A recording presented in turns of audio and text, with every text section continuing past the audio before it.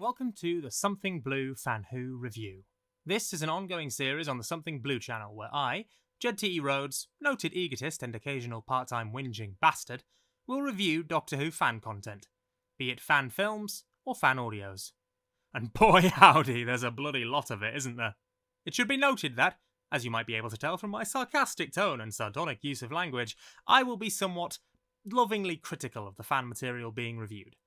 Obviously, as anyone who has ever taken on the completely thankless and joyless task of making a piece of unauthorized content for a geeky television program that barely anyone actually likes if it doesn't have David Tennant or Kylie Minogue in it, fan content is difficult to make. And even creating a 5-minute piece of content where a teenage boy in his back garden says "Allons-y" in a squeaky voice is to be lauded.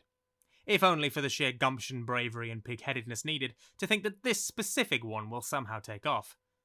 To be fair, most fan content in the 21st century started out that way, so said teenage boys can't be blamed for thinking it'll work this time for them.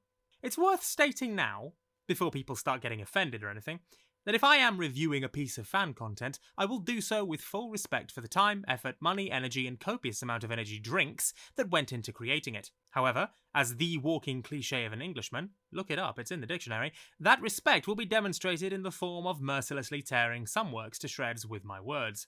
But only in a loving way, of course, the way a student finishing high school tears up their school books, presumably so their parents don't see all the lovingly drawn penises adorning the inside. Naturally, at the time of recording this, we already have a list of fan productions that yours truly will be sitting and reviewing, from the retro and fun to the modern and shiny. Our correspondents, assuming we get any, are free to recommend their works or their friends' works for our eyes. Or, alternatively, you may sit down in fear and await anxiously my scathing, dulcet voice coming and reviewing your beautifully crafted piece of fiction. Either of these options are viable, though realistically, if you're afraid of some random arsehole on the internet saying mean things, perhaps you should stop posting content on the internet for people to engage with.